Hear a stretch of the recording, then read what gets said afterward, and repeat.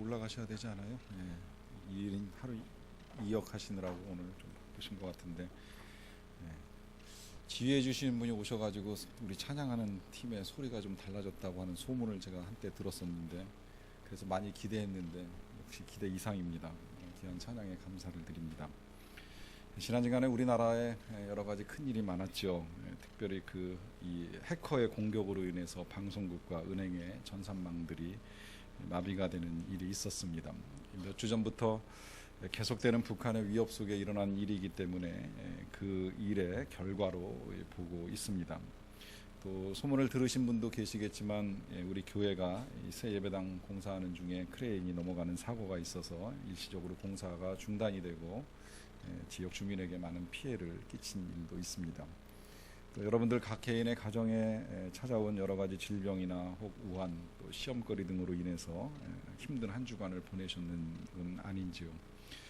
이런 일들이 일어날 때마다 때때로 우리가 알고 있는 하나님에 대한 답답함을 느낄 수 있습니다. 두 주일 전에도 우리가 이런 제목 말씀 들었습니다. 능력을 행하셨습니다. 이 능력은 예수님을 통해 나타난 하나님의 능력입니다. 보리떡 5개, 물고기 2마리 가지고 2만 명을 먹이실 수 있는 능력의 하나님, 그 하나님을 예수님을 통해 보여주시면서 지금도 여전히 하나님은 살아계시고 그 하나님께서 우리에게 그와 같은 능력을 베풀어 주실 수 있을 것이라 하는 말씀입니다. 그런데 그 능력의 하나님께서 살아계시는데 왜 우리에게 이러한 일들이 일어나고 또 그 가운데서 우리의 마음이 상하고 고통을 당하는 일들이 있어야 하는가라고 하는 질문이 그치지 않습니다. 분명 부르짖으면 고쳐주시고 또 기도하면 해결해 주시겠다고 약속은 하셨는데 그 약속이 정말 진실인가라고 하는 의문을 갖게 됩니다. 이러한 의심을 가지기에도 충분하면서 또 한편 이런 생각에 대한 답을 주는 사건이 바로 오늘 십자가 사건이라고 할 수 있습니다. 예수님께서는 하나님의 아들로 이 땅에 오셨고 오셔서 능력을 보여주셨습니다. 하나님과 동일한 능력을 가지고 계심을 알 수 있도록 아주 다양한 능력, 다양한 기적들을 보여주셨습니다. 그런데 그 예수님이 이제 지난 주간 말씀 가운데는 아주 무력하게 로마 군병들에 의해서 붙잡히셨습니다. 그리고 거기서만 끝난 것이 아니라 재판이 진행되는 동안에 그 부당하고 억울한 상황 속에서 한마디 변명이나 변호 한번 하지 못하셨습니다. 그리고 수십 대의 매를 맞으시고 골고다 언덕으로 끌려가셔서 십자가에서 못 박히심을 당하셨습니다. 도대체 이해가 안 가는 부분입니다. 그 많은 능력을 가지셨던 예수님이 왜 이 순간에 아무것도 하시지 못하시고 아무 말씀 못하시고 그렇게 무력하게 죽으셔야만 했는가라고 하는 것입니다. 그러다 보니까 지나가는 사람들도 또 심지어는 똑같이 십자가에 달려서 같은 형을 받고 있는 그 옆에 행악자들 중에 한 사람도 비웃으며 놀립니다. 네가 그리스도가 아니냐, 네가 하나님의 아들이라고 하지 않았더냐, 그러면 너와 우리를 구원하라, 혹 그 십자가에서 한번 내려와 봐라 하면서 조롱을 퍼붓습니다. 이런 조롱까지도 다 들으시면서 예수님은 아무 말씀도 안 하시고 끝내 그 몸에 피와 물을 다 쏟아내시고 죽음을 맞이하셨습니다.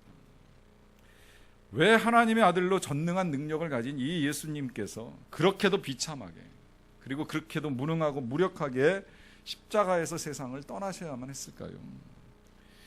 우리가 제일 잘 아는 성경 말씀이 있죠. 요한복음 3장 16절입니다. 하나님의 세상을 이처럼 사랑하사 독생자를 주셨으니 이는 저를 믿는 자마다 멸망하지 않고 영생을 얻게 하려 하심이라. 사랑하시기 때문에 독생자를 주셨다고 말씀을 하시는데요, 이 독생자를 주신다고 하셨을 때 주시는 것은 그냥 이 땅에 보내주신 것만 의미하지 않습니다. 또 그 독생자가 오셔가지고 능력을 행하신 것만이 주신 것의 전부가 아닙니다. 무슨 선물을 건네주듯이 물건을 주거나 또 필요한 사람을 도우미로 보내주는 그런 형식으로 주신 것이 아니라 이 말씀은 하나님께서 자기의 외아들을 십자가에서 내어 죽이기로 작정하신 것을 뜻합니다. 그러니까 예수님을 십자가에서 죽이기로 하신 것은 하나님의 단호하신 뜻입니다. 이에 대하여 초대교회의 사도였던 베드로가 사도행전 2장 23절에서 이렇게 증거를 합니다. 그가 하나님께서 정하신 뜻과 미리 아신 대로 내준 바 되었거늘 너희가 법 없는 자들의 손을 빌려 못 박아 죽였다. 이 말씀대로 하나님께서 내주신 것이고, 그래서 예수님은 십자가에서 죽으셨다는 거예요. 그래서 이 십자가의 죽으심은 하나님께서 오래전부터 미리 아시고 작정하신 일이요, 하나님의 단호한 의지가 담겨 있습니다. 이 세상을 너무나도 사랑하셔서 이 세상 사람들이 멸망치 않고 구원을 얻도록 하기 위해서 자기의 하나밖에 없는 아들을 십자가에 죽이지 않으면 안 된다라고 하는 분명한 판단하에 하나님께서 내리신 결정, 그것이 바로 십자가입니다. 자, 그렇다면 다른 죽음도 많은데 왜 하고 많은 죽음 가운데 가장 잔혹하다라고 하는 그 십자가의 죽음을 택하셨을까요? 예나 지금이나 사람을 죽이는 방식은 다양합니다. 오늘날 각 나라에 있어서 사형의 방식도 여러 가지로 진행이 되고 있고요. 고대 사회에도 사람을 죽이는 방법은 여러 가지가 있었습니다. 그럼에도 불구하고 예수님의 죽음이 좀 독특합니다. 이 같은 죽음처럼 보이는데 이 다른 죽음으로 봐야 될 것이 바로 이제 예를 들면 스데반의 죽음 같은 경우인데요. 스데반의 죽음은 죽어가면서 예수님과 유사한 모습을 보여줍니다. 기도하는 모습이 비슷하지요. 똑같이 예수님처럼 아버지여 저들의 죄를 용서해 주세요. 자기들이 하는 거 알지 못합니다. 이런 기도 드려주고요. 또 숨 거둘 때 하늘을 향해서 아버지 내 영혼을 아버지 손에 의탁하나이다라고 하면서 자기의 영혼을 맡기는 그 기도가 예수님하고 유사합니다. 그런데 죽는 방식은 달라요. 예수님은 십자가에 달려 돌아가시고 스데반은 사람들에 의해서 돌로 맞아 죽임을 당합니다. 왜 이 두 죽음 사이에 차이가 날까요? 물론 예수님의 십자가 사건 이후에는 제자들 가운데 십자가에 X자로 묶여 죽는 제자도 있었고요. 또 거꾸로 뒤집혀서 십자가에서 순교를 하는 제자도 있었습니다마는 특별히 예수님께서 당시에 그 수많은 죽음의 방법들 가운데 십자가 위에서 죽음을 당하신 이유가 있습니다. 그 이유를 갈라디아서 3장 13절에서는 이렇게 우리에게 가르쳐 줍니다. 그리스도께서 우리를 위하여 저주를 받은 바 되사 율법의 저주에서 우리를 속량하셨으니 기록된 바 나무에 달린 자마다 저주 아래에 있는 자라 하였습니다. 예수님께서 당하셔야 되는 죽음은 가장 저주스러운 방법으로 죽으셔야만 했기 때문입니다. 그리고 당시에 가장 저주스러운 방법으로 사람을 죽이는 것은 나무에 매달아서 죽이는 것입니다. 이거 그냥 드러나는 현상만 놓고 보더라도요, 돌로 맞아 죽는 사람은 그 즉시에서 맞아낸 그 돌들이 무덤이 돼서 덮이게 됩니다. 그런데 십자가에 달려 죽는 사람은 죽는 과정 중에도 고통의 시간이 무지하게 길고요, 또 매달려 있는 상태에서 온몸을 나체로 인간이 드러낼 수 있는 모든 수치를 다 드러내야 하고요. 그리고 세상을 떠난 다음에도 쉽게 내려지는 것이 아니라 그 죽음이 확인될 때까지 수시간의 시간이 더 흘러야지만 내려져서 무덤에 들어갑니다. 정말 죽음 그 현상 자체가 아주 저주스럽지요. 그러니까 성경이 나무에 달린 자마다 저주 아래 있는 자라고 하면서 구약에서 선포하고 신약에서 확증하면서 이 죽음은 저주받은 죽음이라고 말씀을 합니다. 예수님이 십자가 위에서 저주를 받으셨습니다. 그렇다면 우리는 알아야 될 것이 있습니다. 왜 십자가 위에서 예수님이 저주를 받으시는가? 그 저주가 왜 필요한가라고 하는 것인데요. 여러분, 이 모든 저주, 이제 우리가 확인하게 될 이 모든 저주가 결국은 우리가 받아야만 되는 저주입니다. 그 저주 가운데 첫 번째로 본문 4절에 보시게 되면 그는 실로 우리의 질고를 지고 우리의 슬픔을 당했다고 말씀을 합니다. 우리의 질고를 지셨다. 여기서 이 질고는 한마디로 질병과 고난을 의미합니다. 이 질병과 고난이라고 하는 것이 원래 하나님의 창조 세계에 처음부터 있었던 건 아니지요. 원래 창조 세계엔 질병이 없습니다. 고난도 없습니다. 오직 평화스러운 낙원뿐이었습니다. 그런데 인간의 죄악의 결과로 이 질고가 초래가 됐고 그 이후로 모든 인류는 다 이 질고의 저주 아래 삽니다. 이 저주에서 자유로울 사람이 없습니다. 우리가 겪어나가는 모든 병들이 다 저주는 아니지만 그러나 분명한 것이 있습니다. 병으로부터 자유한 사람이 없습니다. 아무리 건강한 사람일지라도 세상을 떠날 때는 질병 가운데 세상을 떠나는 것이 가장 일반적입니다. 간혹 사고를 당해가지고 세상을 떠나는 사람이 있습니다. 교통사고, 비행기 사고, 공사장 사고 등으로 인하여 세상을 떠나는 일들이 있습니다만은 아무리 그런 사고가 수없이 많이 일어나도 여전히 통계적으로 사람들이 가장 많이 죽음을 당하는 장소는 침상입니다. 병상에서 죽습니다. 간혹 정말로 저도 그런 경우 종종 보기도 하고 듣기도 했습니다마는 기도하다가 숨을 거두시는 분이 있습니다. 혹 정말 주무시다가 밤에 숨쉬다 말고 세상을 떠나시는 분들이 계시기는 합니다마는 어쩌다가 정말 한두 분 축복받은 죽음을 죽으시는 분들이고 나머지 분들은 병마와 싸우다가 끝내 세상을 떠납니다. 이런 사람들이 80% 이상이라고 하는 통계를 보면 우리 모두는 결국 이 질병의 저주에서 자유할 수 있는 사람이 없다라고 하는 것입니다. 그러하기 때문에 예수님께서 이 세상에 오셔서 제일 먼저 하신 기적, 그리고 제일 많이 하신 기적이 질병으로부터 그 백성들을 자유케 하시는 것입니다. 여러 가지 기적들 우리가 봤던 오병이어의 기적만 하더라도 딱 2번이었어요. 물로 포도주를 만드는 기적 1번입니다. 사람을 살리는 기적이 그래도 그나마 3번 정도 되고요. 그 밖에 예수님이 가장 많이 하신 기적은 사람을 고쳐주시고 치유하시는 기적입니다. 마지막 십자가에 달리시기 위하여서 여리고성을 지나갈 때도 소경 둘 고쳐주시고요. 또 사람들에게 잡히실 순간에도 기 잘린 로마 군병 고쳐주실 만큼 예수님은 치유를 통하여서 그 저주로부터 자유케 되기를 선포하시고 몸으로 보여주셨습니다. 그래서 오늘 우리가 읽은 말씀 가운데 5절 끝부분에도 그가 채찍에 맞음으로 우리가 나음을 입었도다라고 하면서 주님이 채찍을 맞으신 것은 우리가 질병과 고난으로부터 나음을 입기 위한 것이라고 하는 것을 한 번 더 밝혀주고 있습니다. 그런데 그럼에도 불구하고 우리가 끝내 질병으로부터 죽음에 이르게 된다면 이 질고의 문제가 완전히 해결되지 않은 것은 아닌가라고 하는 의문에 다시금 부딪히게 되는데요. 이건 역시도 우리가 받아야만 되는 저주입니다. 태초에 아담이 범죄함으로 인류에게 임한 또 하나의 저주가 바로 이 죽음이라고 하는 것입니다. 이 저주가 실은 우리가 가장 감당하기 힘든 저주지요.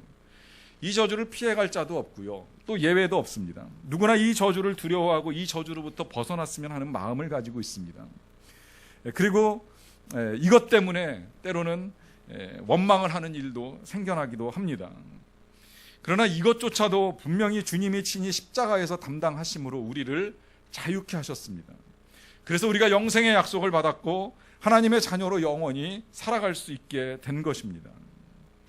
이것이 어떻게 가능한가라고 하는 것은 인간이 영원한 생명을 얻지 못한 이유에 있는데요. 인간에게 있어서 영원한 생명이 끊어진 이유는 바로 허물과 죄악 때문입니다. 최초의 인류였던 이 아담과 하와가 질고의 저주를 받고 병마와 함께 죽음의 저주를 받은 것은 그들이 하나님의 말씀을 거역하고 불순종했기 때문입니다. 그리고 그들의 후손으로 태어난 우리들도 역시 별반 다를 것 없는 불순종으로 인해서 허물과 죄악 가운데 살아갑니다. 오늘 우리가 하나님의 말씀을 듣고 살아가는데요. 아까 읽어드렸던 그 갈라디아서 3장 13절의 말씀에 보면 그리스도께서 우리를 위하여 저주를 받은 바 되사 율법의 저주에서 우리를 속량하셨다고 말씀을 하는데요. 이 율법의 저주에서 속량하셨다고 했을 때 율법의 저주가 우리가 하나님의 율법을 지키지 못해서 받게 되는 저주를 의미합니다. 그렇다면 하나님의 율법은 무엇인가?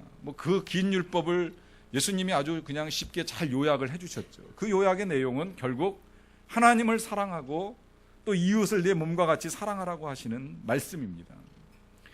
여러분, 이 사랑이라고 하는 것, 여러분 하나님을 사랑하십니까? 그리고 그 사랑하는 증거는 무엇입니까? 사랑이라고 하는 것이 때때로 고백으로 전달되기도 합니다마는 어떤 경우에는 반복된 고백은요, 상대방으로 하여금 증거를 필요로 할 때가 있습니다. 여러분들 부부지간에도 그렇고요, 연인 사이에도 그렇잖아요. 그건 연인뿐만이 아니라 모든 관계 속에서 사랑이라고 하는 걸 말로도 느낄 수 있지만 몸으로 느낄 수 있는 뭔가 증거를 필요로 합니다. 그것이 스킨십이 되었건 선물이 되었건 어떤 형태로의 섬김이 되었건 표현될 때 그것이 진정한 사랑으로 드러날 때가 있습니다. 사람들이 하도 하나님의 사랑을 듣기는 들어도 알지 못하니까 하나님이 표현하는 방식이 예수님을 내어주신 거예요. 내어주신 예수님이 우리를 위해서 십자가에 죽는 그 고통의 과정들을 통해서 하나님은 그 사랑을 완전하게 다 표현해 주셨습니다. 그 사랑을 아는 사람들이 때때로 하나님을 향하여 사랑을 고백해요. 저도 하나님 사랑합니다. 그럼 그 증거는 뭡니까? 하나님을 사랑하는 증거가 뭡니까? 하나님을 사랑해서 하나님께 보여드릴 수 있는 증거는 뭡니까? 무엇으로 우리의 사랑, 하나님을 향한 우리의 사랑을 보여드리겠습니까? 전 때때로 이것이 자신이 없어서 내가 하나님을 사랑하고 있지 않구나라고 하는 이런 죄책감에 빠질 때가 있습니다. 사랑한다고 말을 했지만 하나님을 위하여 내가 내어드리는 것이 없다라고 하는 생각에 빠지기 때문입니다. 사랑이라고 하는 것이 손해보고 희생하는 것이 사랑인데 그렇게 하지 않냐는 나는 하나님을 사랑하지 않는 것이라고 하는 것이 너무 자명하기 때문입니다. 또 이웃보다 내 몸을 더 먼저 아끼고 사랑하라고 말씀하셨지만 여전히 내 안에 있는 이기적인 욕심들은 나를 먼저 생각하게 되고 남을 생각할 수 없다라고 하는 것을 보게 됩니다. 그리고 여전히 떠나지 아니하는 악한 생각으로 미움과 시기와 질투와 욕망을 가지고 살아가는 것이 우리의 현실입니다. 아무리 부인하려고 해도 수십 년 신앙생활을 한다고 하였지만 그럼에도 불구하고 죄악과 허물로부터 내가 온전하게 되었다라고 말할 자신이 없습니다. 그러니 하나님을 알면 알수록 우리의 죄가 크고 끝이 없고 하나님 앞에 서기에는 부끄러운 일이 많다는 사실을 깨닫게 됩니다. 이런 우리의 허물과 죄악을 우리 스스로가 해결할 수 없음을 알고 계시는 예수님께서 바로 우리의 허물 때문에 찔리셨고 우리의 죄악 때문에 상함을 입으신 것입니다. 그래서 우리가 당할 죽음의 저주로부터 우리를 자유케 하시고 우리에게 영원한 생명을 주신 것입니다. 우리가 저주받은 일들 가운데는요, 이런 것들 이외에도요, 이 연약함이라고 하는 저주가 있습니다. 아담이 범죄하고 벌을 받게 될 때 하나님께서 이 땅에게 하신 말씀이 있는데요, 땅이 내게 가시덤불과 엉겅퀴를 낼 것이라고 하신 말씀이 있죠. 이 가시덤불과 엉겅퀴를 낸다는 것이 뭡니까? 이제 사람이 살아가게 될 땅, 이 세상이 만만하지 않은 땅 상태를 의미합니다. 만만하지 않다는 건 거꾸로 인간의 수고가 그만큼 필요하다라고 하는 거죠. 그래서 이제 그 당시에 하나님은 네가 흙으로 돌아갈 때까지 얼굴에 땀을 흘려야 먹을 것을 먹게 될 것이라고 말씀을 하셨습니다. 그만큼 이제 우리의 삶에는, 우리 인간의 삶에는 고달픔이 찾아왔고 인간은 이런 상황들을 이기기에 연약함이 있습니다. 이 연약함을 극복해 보기 위해서 실력을 키우기도 하고 능력을 배양하기도 하지만 아무리 인간이 노력을 기울여도 때로 사고의 위험, 질병의 위험이 있고요. 또 우리의 마음을 상하게 하는 일들이 찾아오고 마음을 두렵게 하는 일들도 찾아오고요. 또 때로 우리가 의지가 박약하거나 무엇보다 우리의 능력의 부족함으로 인하여서 우리는 연약함을 절감할 때가 계속 생겨납니다. 과거엔 그래도 능력만 있으면 좀 어려움 없는 인생을 만들어 나갈 수 있었는데 요새 세상은 자꾸 외모를 가지고 우리의 연약함을 비웃기라도 하는 듯이 세상이 바뀌고 있습니다. 어느 정도 학벌도 있어야 된다고 하는 이야기도 들리고 가문 좋으면 더욱 좋다는 이야기를 들을 때 때때로 우리의 마음이 위축되는 일들도 있어요. 우리의 보잘것없는 인생, 한없이 연약한 인생이라고 하는 자괴감에 빠집니다. 역으로 다 갖추었다고 해서 자부심 가질 분 계실지 모르겠지만 그 또한 우리 연약함의 한 단면이라고 생각을 합니다. 왜냐하면 잘하는 것처럼 보이고 싶고 잘나 보이고 싶고 능력 있어 보이고 싶어 하는 것이 연약함을 감추고 싶어 하는 우리 인간의 본성에서 비롯되는 일이 되기 때문입니다. 이런 우리의 연약함의 저주까지라도 친히 담당하시기를 원하시는 주님이 이 땅에 오실 때의 모습 절대 강건하지 않으셨습니다. 정말 연약한 모습으로 오셨습니다. 오늘 주님의 모습에 대해서 2절 말씀은 이렇게 우리에게 가르쳐 줍니다. 그는 주 앞에서 자라나기를 연한 순 같고 마른 땅에서 나온 뿌리 같아서 고운 모양도 없고 풍채도 없은즉 우리가 보기에 흠모할 만한 아름다운 것이 없도다. 주님의 연약함을 설명하는 단어로 연한 순이라고 하는 표현을 사용을 했고요. 사실 이건 좀 좋은, 어떤 면에서는 좀 좋은 표현인데 그 뒤에 아마도 이 마른 땅에서 나온 뿌리 같다는 게 더 정확한 표현이겠지요. 마른 땅에서 나온 뿌리 같아서 고운 모양도 없고 풍채도 없고 흠모할 만한 것이 없다. 이게 주님의 모습이었습니다. 이 뿌리라고 하는 거 생각해 보세요. 원래 이 나무든 혹은 꽃이든 식물의 영광은 꽃에 있습니다. 그래도 그나마 뿌리가 영광을 취할 수 있는 이유는 그 뿌리가 이 나무나 꽃을 피우는데 영양을 흡수하고 공급해주는 중요한 역할을 하기 때문입니다. 그것마저도 없다면 이 뿌리는 아무 의미가 없겠지요. 이 뿌리 가운데 이제 특히 그 존중을 받는 뿌리가 있어요. 예를 들면 뭐 무라든지 혹은 도라지라든지 이제 사람들이 먹고 특별히 사람의 몸에 유익을 주는 뿌리. 그래서 인삼 뿌리, 그 중에서도 산삼 뿌리가 가장 탁월하게 존중을 받습니다. 얼마 전에 영상을 한번 봤는데 이 산삼을 캐는 사람들이 이 산삼을 캐고서 이 연약한 뿌리, 정말 사람 손가락 굵기 되는 뿌리 하나를 가지고 감동을 합니다. 흙에 젖은 그 모습을 보면서 감탄을 하는 모습을 본 적이 있어요. 이 뿌리가 가진 것은 그 뿌리가 가진 탁월한 능력 때문에 사람들이 감동을 받습니다. 그런데 오늘 예수님은 그런 뿌리가 아니라 마른 땅에서 나온 뿌리라고 말씀을 합니다. 어떤 모양일까요? 마른 땅에서 나온 뿌리면 제대로 자라지를 못한 거예요. 목꽃을 피우고 나무를 만들어내기는커녕 아마 줄기도 제대로 튀어내지 못한 그런 뿌리라고도 할 수 있습니다. 마른 땅에서 나왔으니 말라 비틀어질 것이고 얼마나 보기 흉한 몰골로 사람의 관심에서부터 멀어져 있을까요? 그런 모습을 가지고 나온 모습으로 이 땅에 오셨습니다. 그러다 보니까 사람들이 우습게 여기는 거예요. 예수님을 우습게 여깁니다. 그 뒤에 본문을 읽어나가다 보면 그래서 사람들이 그를 멸시하고 그래서 예수님은 사람들에게 버림을 받으셨다라고까지 기록을 합니다. 왜 예수님이 그런 모습으로 오셨을까요? 얼마든지 하시고자 하면 멋진 모습으로, 탁월한 모습으로 이 세상에 오실 수 있는 분이 왜 그토록 연약한 모습으로 오셔서 우리의 질고를 감당하시고 그 고난을 당하셨을까요? 주님이 우리의 연약함을 알고 계시는 겁니다. 우리가 이 세상에서 당하는 모든 연약함들, 가진 것 없어서, 보여줄 것 없어서, 잘난 것 없어서, 능력이 없어서, 때로는 할 말이 많지만 그 할 말 많은 것도 참아야 되는 모든 상황들 속에서 스스로를 연약하게 생각하고 좌절하는 인생, 그 절망하는 인생들을 위해서 주님이 친히 그 모든 연약함들을 담당하시고 이제 우리에게 오히려 선포하시고 가르쳐 주십니다.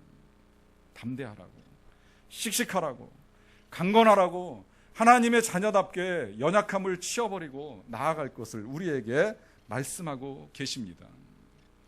우리가 세상을 살아나가는 현대인의 저주 속에서요, 저는 이 관계의 저주도 생각을 해봅니다. 이 저주로 인해서 고통을 당하는 사람들이 갈수록 늘어나요. 특히 청소년들은 이 관계의 저주에 휘말리게 되면 그걸 못 견뎌가지고 스스로 목숨을 끊는 안타까운 현실이 있습니다. 뭐 꼭 왕따를 당하는 일은 아니더라도 우리는 관계 속에서 서로 상처를 주고받습니다. 괜히 모함을 받기도 하고 비난당하기도 하고 오해 속에서 관계가 불편해지기도 합니다. 그리고 우리 안에 있는 또 악한 본성은 자꾸 누군가를 비난하고 싶어하고 죄 가운데 빠뜨리려고 하는 이 저주가 있고 그 저주의 노예가 되어 살아가는 사람들이 있습니다. 예수님은 이 저주로부터 우리를 자유케 하기 위해서 친히 멸시를 받아 사람들에게 버림을 받으셨다고 말씀합니다. 아무도 그를 귀히 여기지 않으셨다는 거예요. 실상은 세상에서 가장 존귀하신 분입니다. 가장 존귀하신 하나님의 아들이, 그분이 오히려 사람들로부터 버림받고 멸시받음으로 인하여서 아무도 존귀케 여기지를 아니하였습니다. 이유는 우리가 이 관계의 저주로부터 자유케 되기를 원하시기 때문입니다. 사람들로부터 받게 되는 오해, 비난, 비평으로부터 우리를 자유케 하시고 상처들로부터 우리를 자유케 하시기 위하여서 주님이 친히 고난을 당하셨습니다. 그런데 이런 자유를 누리는 데 있어서 가장 중요한 것이 하나 있습니다. 그것은 하나님과의 관계입니다. 예수님은 붙잡히시고 십자가에 달려 돌아가시기까지 일일이 다 지금 열거할 수는 없습니다만은 굉장히 힘든 시간을 보냅니다. 그 겟세마네 동산에 기도로부터 시작을 해서 그 다음 오후 3시 운명하실 때까지의 시간은 정말 인간으로서는 최악의 고통을 다 겪으셨다고 보시면 틀림이 없는데요. 이 고통 가운데서 예수님이 그 고통을 이기는 한 가지 힘이 바로 하나님과의 관계입니다. 사람들이 때리든지 억울하게 재판이 진행되든지 비난하든지 모욕하든지 멸시하든지 그 어떤 상황 속에서도 예수님은 오직 하나님만 바라보고 하나님께 기도하시면서 이 모든 상황을 하나님이 지켜보고 계신다라고 하는 것을 분명하게 믿으셨습니다. 그래서 오늘 본문 7절 말씀에 이런 말씀이 있습니다. 그가 곤욕을 당하여 괴로울 때에도 그의 입을 열지 아니하였으며 마치 도수장으로 끌려가는 어린 양과 털 깎는 자 앞에서 잠잠한 양같이 그의 입을 열지 아니하였도다. 여러분, 혹시 관계 속에서 흔들리고 있다면 바로 이 부분인데요. 하나님과의 관계가 흔들리고 있는 것을 재점검하시기 바랍니다. 우리가 하나님과의 관계가 흔들리면 작은 일에도 상처를 받고 별것 아닌 것 때문에 힘들어할 수 있습니다. 그래서 이 예수님께서 겪으신 일 중에요, 5절 중간쯤에 보시면 그가 징계를 받음으로 우리가 평화를 누린다는 말씀이 있습니다. 이 평화는 하나님과의 평화를 의미하는데요, 에베소서 2장 말씀을 보시게 되면 14절에 이런 말씀이 있습니다. 그는 우리의 화평이신지라 둘로 하나를 만드사 원수된 것 곧 중간에 막힌 담을 자기 육체로 허시고, 건너뛰어 16절인데요, 또 십자가로 이 둘을 한 몸으로 하나님과 화목하게 하려 하심이라. 원수된 것을 십자가로 소멸하시고. 정리하자면 이렇습니다. 우리가 저주를 받고 살아가는 것, 저주받아서 질고를 겪어야 되는 것, 죽음을 통과해야 되는 것, 또 이 연약함에 빠지는 것, 혹은 관계 어려움을 겪는 건 단 한 가지, 하나님과 원수가 되었기 때문입니다. 우리의 불순종과 죄악으로 인해서 하나님과 우리 사이에 담이 쌓이고, 우리가 하나님과 사이에 건너갈 수 없는 강이 생겼어요. 십자가는 이 하나님과 우리 사이를 연결해주는 다리입니다. 그래서 이 십자가가 다리가 된 것은 예수님께서 십자가 위에서 우리의 모든 저주를 다 담당하셨기 때문입니다. 그리고 우리는 이제 그 예수님을 믿기만 하면 이 모든 저주들로부터 자유케 되고 하나님의 자녀된 권세만을 가지고 살아갑니다. 그래서 십자가가 답이 되는 것입니다. 우리의 삶에 여러 가지 일어나는 일들을 통해서 우리는 계속해서 무력하고 무능함을 깨닫지만, 그리고 아직까지 기도하는 일들에 대해서 하나님의 응답의 역사가 보이지는 아니하지만, 그러나 이 십자가를 통해서 드러난 하나님의 사랑을 보면서 우리가 버림받은 인생이 아니라 하나님의 사랑이 여전히 우리를 향하고 있다라고 하는 사실을 깨닫고 나아갈 수가 있게 되는 것입니다. 문제가 있다면 한 가지, 그러한 십자가의 은혜를 우리가 늘 기억하고 잊지 않고 살아가느냐라고 하는 질문입니다. 대부분의 교회들은 교회 머리에다가 항상 십자가를 달게 됩니다. 그리고 교회 정면에 대부분의 교회가 십자가를 답니다. 십자가가 우상이냐고 하면 아니라고 하는 건 다 알고 있습니다. 이 십자가는 절대 우상이 아닙니다. 십자가에서 능력이 나타나는 것 또한 절대 아닙니다. 그럼에도 불구하고 십자가를 예배당 앞에 걸어놓고 우리가 예배를 드리는 이유는 이 십자가를 통해서 예수님을 보고 이 십자가를 통해서 하나님을 볼 수 있기 때문입니다. 그렇게 해서 하나님을 볼 수만 있다면 우리가 이 세상에서 기적을 경험하지 못한다 할지라도, 드러나는 능력을 볼 수 없다 할지라도, 우리를 향하신 하나님의 사랑이 단 한 번도 흔들린 적이 없고 단 한 번도 변한 적이 없고 여전히 하나님이 우리를 사랑하시고, 그래서 우리는 하나님의 자녀가 되고, 자녀이기 때문에 이 세상에서 어떤 멸시를 받고 질고를 겪고 고난을 당한다고 할지라도 당당하고 씩씩하게 용기를 가지고 살아갈 수 있다라고 하는 사실을 다시금 깨달을 수 있기 때문입니다. 여러분, 교회 역사가 시작이 될 때요, 우리 초대교회 성도들은 300년 동안 얼마나 힘들게 신앙생활을 했는지 모릅니다. 그들은 예수를 믿는다라고 하는 이유 때문에 많은 순교의 피를 흘렸습니다. 본인이 피를 흘리지 않았으면 가족 가운데 피를 흘린 사람들이 있습니다. 부모가 세상을 떠나서 고아가 된 사람들도 많고요. 고아가 아니라면 한 사람이 예수 믿어 순교를 당하는 바람에 여인 홀로 자녀 둘을 부양하면서 이 신앙을 지키기 위해서 고군분투한 사람들도 많습니다. 혹 아니라면 가족들이 뿔뿔이 헤어져서 복음을 증거하기 위하여 세상으로 나간 사람들도 적지 않습니다. 그 가운데에도 교회는 점점 퍼져나갔으며 그 시기를 견뎌냈습니다. 그것을 견딜 수 있었던 이유가 있었다면 그건 오직 십자가 때문입니다. 당시에 유명한 교부였던 터툴리안의 글에 보면 이런 말씀이 있습니다. 우리는 여행을 떠나 다른 곳에 가든지 집에 있든지 외출을 하려고 신발을 신든지 목욕을 하든지 식사를 하든지 불을 켜든지 잠자리에 들든지 앉아있든지 그 무엇을 하든지 간에 이마에 십자가를 그었습니다. 소리 높여 십자가를 찬양할 수 없는 숨막히는 환경이었기에 우리는 손으로 이마에 십자가를 그으며 십자가를 자랑했습니다. 십자가 앞에서 눈물도 많이 흘렸습니다. 주님께서 원하실 때는 십자가 앞에 자기 목숨도 아낌없이 내어 주었습니다. 그래서 불 속에도 뛰어들었고 짐승 앞으로도 달려갔고 가족들을 빼앗기는 고통도 감수하면서 십자가를 자랑했습니다. 이것이 모든 저주로부터 자유케 된 참된 그리스도인의 고백입니다. 그 어떤 질병과 고난, 그 어떤 죽음, 그 어떤 연약함, 그 어떤 관계라고 할지라도 결코 흔들리지 아니하는 하나님과의 선한 관계 속에서 나오는 고백입니다. 우리도 이 고백을 할 수 있도록 십자가의 은혜를 다시 기억하시기를 바랍니다. 뜨거운 하나님의 사랑을 잊지 마시기를 바랍니다. 그래서 우리의 삶을 흔들어 놓는 수많은 세상의 일들 속에서 흔들리지 아니하는 하나님과의 관계 속에 참된 자유와 평안을 누리며 살아갈 수 있는 저와 여러분들이 다 되시기를 간절히 축원합니다. 기도하시겠습니다.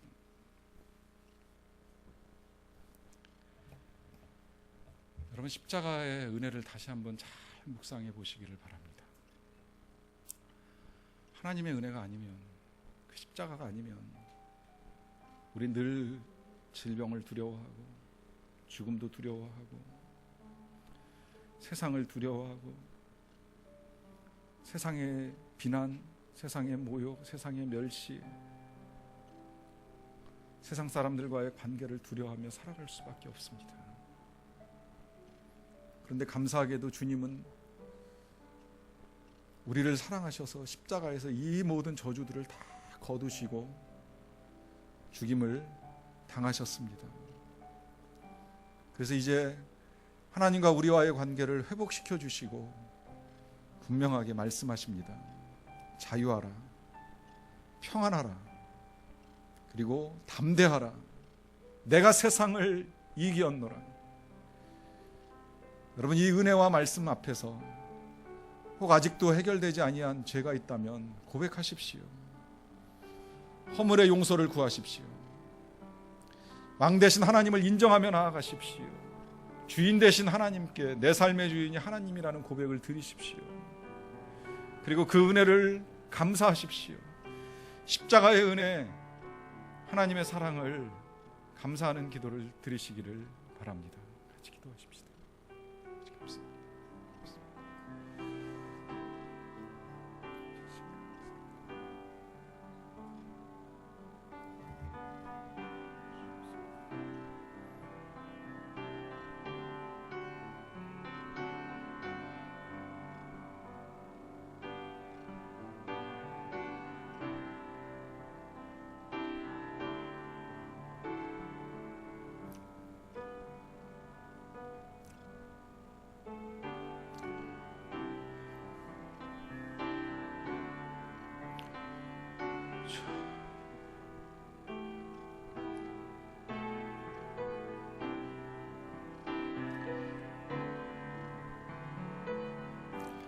하나님께서 우리를 사랑하시되 그 사랑의 증거로 독생자를 내어주시고 그 예수님 십자가 고난받으심으로 우리의 모든 저주가 우리에게서 풀려나고 우리가 자유케 된 하나님의 백성, 하나님의 자녀로 이 땅을 살게 하여 주시니 진심으로 감사를 드리옵나이다.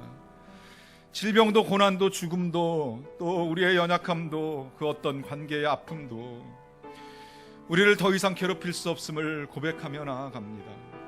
이 모든 풍성한 은혜를 베풀어 주신 하나님께 진심으로 감사를 드리었고 우리가 자유케 된 하나님의 백성, 하나님의 자녀가 되었사오니 이제는 정말로 담대하게 이 세상을 살게 하여 주시며 크신 은혜, 크신 사랑 증거하고 드러내며 살아갈 수 있는 하나님의 백성들이 다 되게 하여 주시옵소서. 예수님의 이름으로 기도하옵나이다. 아멘.